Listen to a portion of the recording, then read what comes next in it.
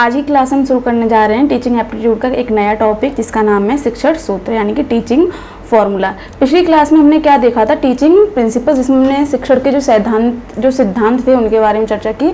और आज हम करते हैं शिक्षण के सूत्रों के बारे में चर्चा। तो पहले ये जानते हैं कि शिक्षण सूत्र होते क्या हैं। तो पहले इसको पढ़ते हैं कि शिक्षण सूत्र शिक्षण कार्यों के दौरान प्रतिपादित किए जाने वाले ऐसे उपकरण होते हैं जिस पर चलकर शिक्षण अधिगम की प्रक्रिया सुगम, रुचिकर, प्रभावशाली एवं वैज्ञानिक बन जाती है। शिक्षण कार्य के उत्तम संपादन हेतु शिक्षण सूत्र के ज्ञान की महती आवश्यकता पड़ती है। देखिए इसमें कहा क्या जा रहा है, जो शिक्षण सूत्र है उसका कार्य क्या है। शिक्षण जो सूत्र है उसका कार्य ये है कि जब शिक्षण दिया जाए तो उसमें कौन सी गतिविधि, कौन सी क्रियाओं का प्रयोग किया जा रहा है, किस वैज्ञानिक पद्धति का प्रयोग किया जा रहा है, उनको मार्गदर्शित करना, यानी कि टीचर को मार्गदर्शन देना कि वो कैसे बच्चों को पढ़ाए और कैसे एक सूक्ष्म ज्ञान से, कहते हैं ना, मतलब स्थूल ज्ञान से सूक्ष्म की ओर ले जाए, यानी कि बेसिक से विशिष्ट की ओर ले जाए, सामान्य से विशेष की ओर ले जाए। तो ये क्या है, शिक्षण सूत्र के अंतर्गत आता है। तो हम जानते हैं, अब हम पढ़ते हैं रेमंड की परिभाषा को। तो इन्होंने क्या कहा है शिक्षण सूत्र के बारे में कि शिक्षण सूत्र पथ प्रदर्शन करते हैं जिसमें सिद्धांत से व्यवहार में सहायता के लिए अपेक्षा की जाती है। जैसे मैंने आपको बताया, जो शिक्षण सूत्र होते हैं वो टीचर को क्या है, मार्गदर्शित करते हैं कि कैसे बच्चों को पढ़ाना है, कैसे उन्हें सारी चीज़ें सिखानी है ना, कैसे उन पर अपना प्रभाव छोड़ना है। तो ये सारी चीज़ें किस में आ जाती हैं, आपके शिक्षण सूत्र में आ जाती हैं, जिसमें क्या है, सिद्धांत से व्यवहार में सहायता के लिए अपेक्षा की जाती है। देखिए मैंने आपको ये बात कई बार बताई है कि टीचिंग का अर्थ सिर्फ यही नहीं होता कि बच्चों को किताबी ज्ञान दिया जाए। किताबी ज्ञान को व्यवहारिक ज्ञान में जोड़ना ही क्या कहलाता है, सर्वोत्तम शिक्षण कहलाता है। बच्चों को सिर्फ किताबी कीड़ा नहीं बनाना है, हमें उन्हें समाज में रहने लायक व्यवहारिक व्यक्ति भी बनाना है, तभी तो वो एक अच्छा नागरिक बन पाएगा। तो इसमें वही बात की गई है, ठीक है। अब देखते हैं कि शिक्षण सूत्र जो हैं वो किस रूप में कार्य करते हैं, तो उनके बारे में भी हम चर्चा कर लेते हैं, कैसे शिक्षण सूत्रों से कार्य किया जाता है ना। तो सबसे पहले हम देखते हैं शिक्षण के विविध रूप, यानी कि जो शिक्षण सूत्र है उसमें शिक्षण के लिए कई विविध रूप दिए गए हैं। तो सबसे पहला जो रूप आपके समक्ष प्रस्तुत है उसमें है आपके सरल से जटिल। इस सूत्र के अंतर्गत अध्यापक पहले सरल तथ्यों एवं आंकड़ों के ऊपर अध्यापन कार्य करता है। इसमें क्या कहा जा रहा है, पहले जो टीचर होता है वो सरल चीजें लेता है, पहले बेसिक चीजें सिखाएगा, फिर क्या है, विशिष्ट की ओर जाएगा, फिर जटिल कार्यों की ओर जाएगा। धीरे धीरे वह जटिल आंकड़ों की तरफ अग्रसर होते हैं।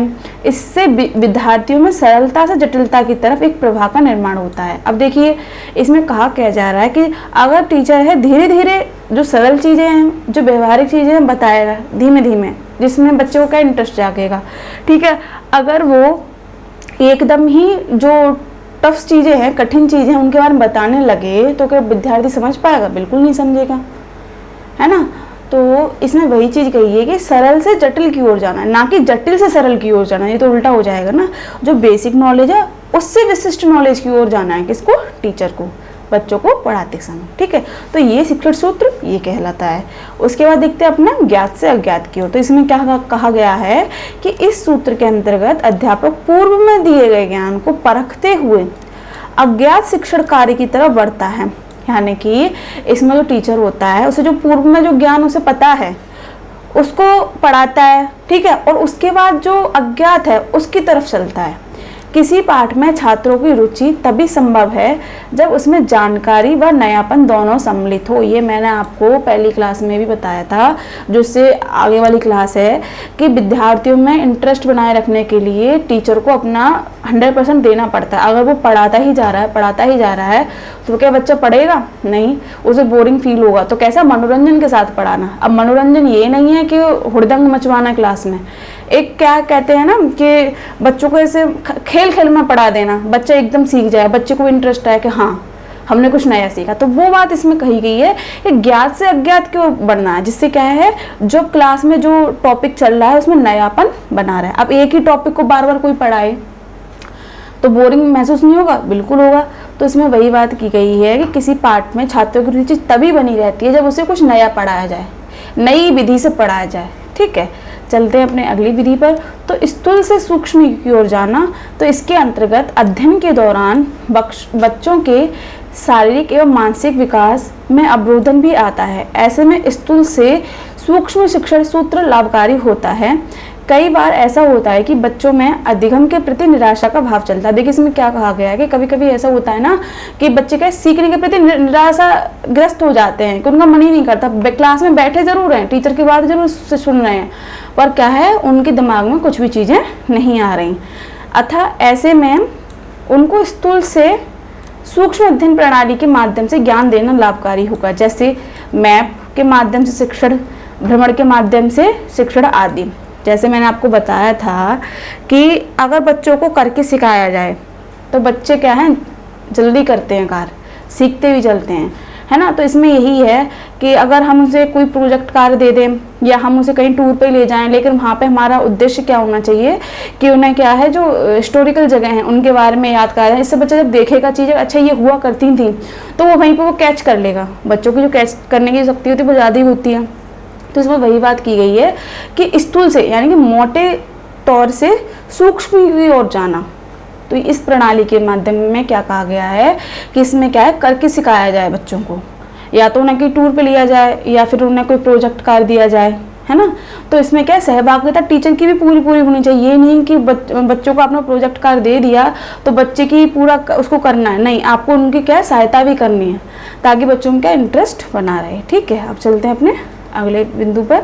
तो अनिश्चित के निश्चित की ओर जाना। तो इसमें क्या कहा गया है कि विद्यार्थियों में बौद्धिक विकास का क्रम अनिश्चित से निश्चित की ओर होता है। जैसे उनका मानसिक विकास होता जाता है उनके विचारों में स्पष्टता आने लगती है। देखिए शुरू में जब बच्चा स्कूल जाता है तो उसे अपने उद्देश्यों के बारे में कुछ पता नहीं होता है, ना तो उसे अपना लक्ष्य पता होता है कि मैं आगे अपने जीवन में करना क्या है। लेकिन जैसे जैसे वो आगे बढ़ता है अपने जीवन में, जैसे जैसे वो अपनी क्लास को पार करता है, वैसे वैसे क्या है उसमें स्पष्टता आने लगती है कि मेरा इंटरेस्ट किस चीज़ में है और मुझे किस फील्ड में जाना है। तो इससे क्या है वो अनिश्चित से निश्चित की ओर जाता है। तो ये किसके अंतर्गत आएगा, हमारे शिक्षण सूत्र के अंतर्गत आएगा। अब चलते हैं अपने अगले बिंदु पर, प्रत्यक्ष से अप्रत्यक्ष की ओर। इस शिक्षण सूत्र के अंतर्गत सर्वप्रथम विद्यार्थियों को उन तथ्यों को विषय में बताना चाहिए जिसके बारे में भलीभांति से वे जानकारी रखते हों। तत्पश्चात उस तथ्य के विषय में जानकारी दी जानी चाहिए जिसमें विद्यार्थी अवगत नहीं है। देखिए मैंने आपको पहले ही बताया था, अगर बच्चों को डायरेक्ट ही किताबी ज्ञान दे दिया जाए और उसे किसी से रिलेट ना किया जाए तो क्या बच्चा सीखेगा? नहीं सीखेगा, उसके दिमाग में इतनी जल्दी चीज़ें आएंगी नहीं। वो रट बेच सकता है पर उन्हें व्यवहारिक उसमें नहीं ला सकता वो।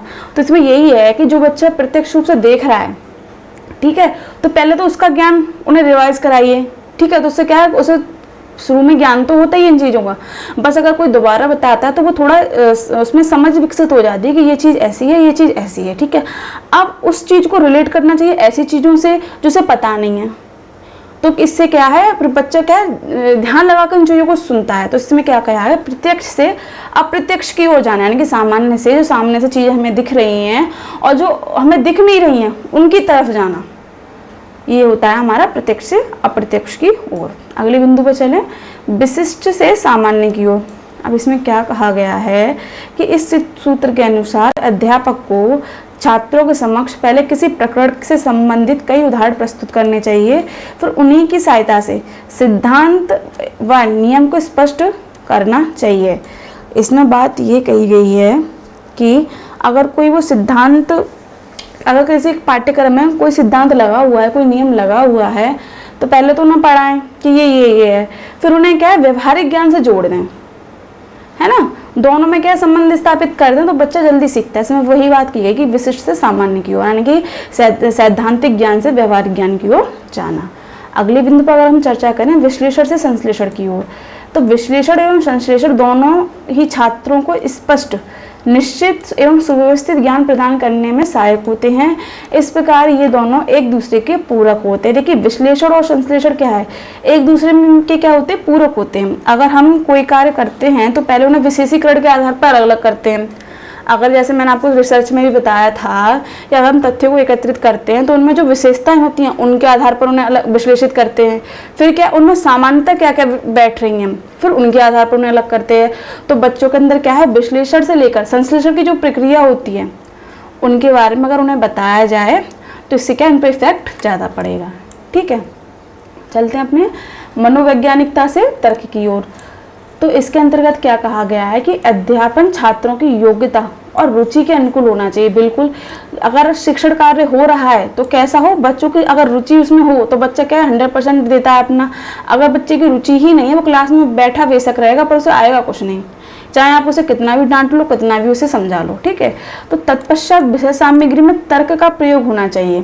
तार्किकता से मानसिक विकास में वृद्धि होती है। तो इसमें देखिए क्या कहा गया, पहले तो बच्चे के अंदर क्या है, हमें इंटरेस्ट को, उसकी जो रुचि है उसको जगाना है, उसको प्रेरित करना है। उसके बाद क्या है, उसकी जो विषय सामग्री है, ठीक है, तो उसमें उसके तर्क को लाना है, उसकी जो मानसिक क्षमता है, बौद्धिक क्षमता है, उसको विकसित करना है कि अगर ये बात कही गई है तो क्यों कही गई है, अगर इसका प्रभाव समाज पे पड़ रहा है तो क्यों पड़ रहा है, इसमें कुछ विशेषता है तो क्यों है, क्यों ये इतना विशेष है, उसके कार्य कारण संबंध दोनों सबकी व्याख्या हमें करनी है।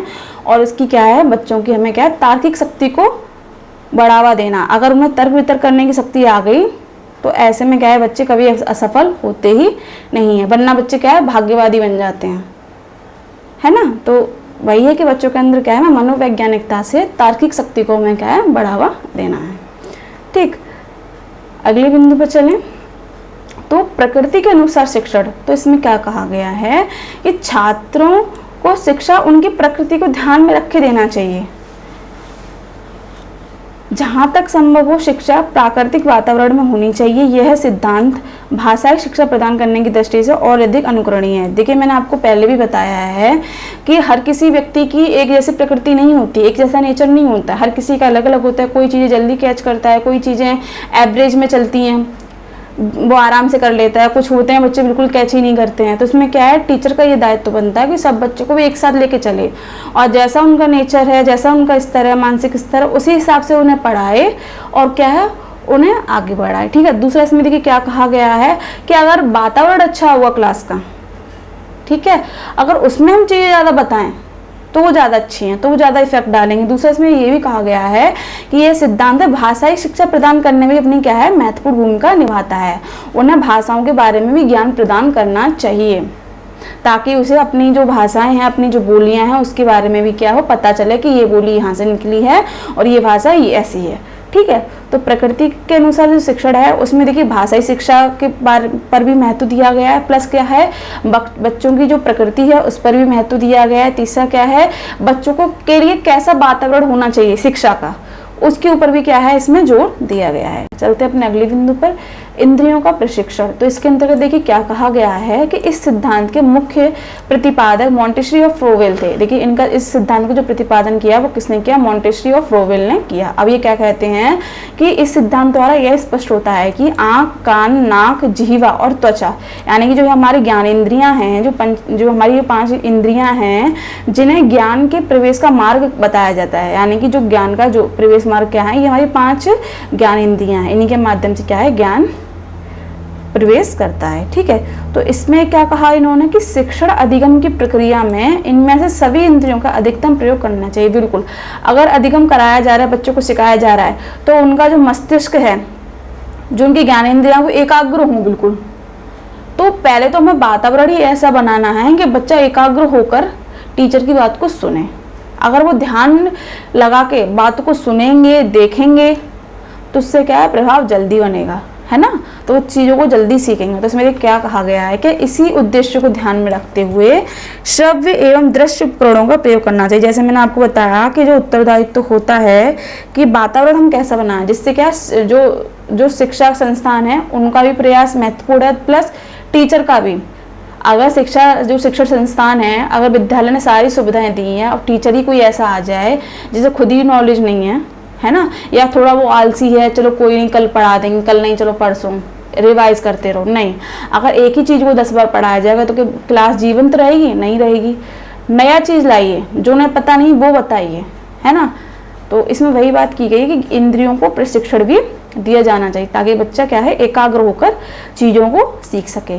तो देखिए आज की क्लास में हमने आपको क्या बताया कि शिक्षण जो सूत्र है, यानी टीचिंग के जो फॉर्मूले हैं, किन किन फॉर्मूलों से हमें बच्चों को शिक्षण देना है और कैसे उन्हें प्रभावी बनाए, उसके बारे में क्या है हमने यहाँ पर आज चर्चा की, जिसके अंतर्गत सरल से जटिल की ओर कैसे जाया जाए, ज्ञात से अज्ञात की ओर कैसे जाया जाए, स्थूल से सूक्ष्म की ओर कैसे जाया जाए, और अनिश्चित से निश्चित की ओर विद्यार्थियों को कैसे पहुँचाया जाए, प्रत्यक्ष से अप्रत्यक्ष की ओर क्या गतिविधि रहती है उनके बारे में हमने आपको संक्षिप्त में बताया। विशिष्ट से सामान्य की ओर कैसे बच्चों को बताया जाए, इसके बारे में भी हमने चर्चा की।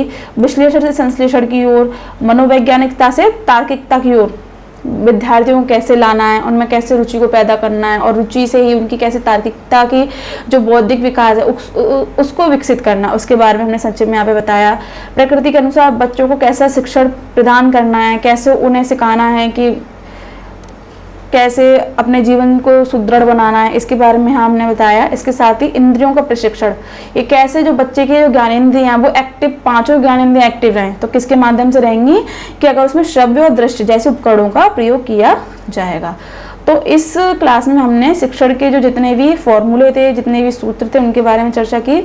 मिलते हैं आपको अगली क्लास में टीचिंग एप्टीट्यूड की नए शीर्षक के साथ, तब तक के लिए धन्यवाद।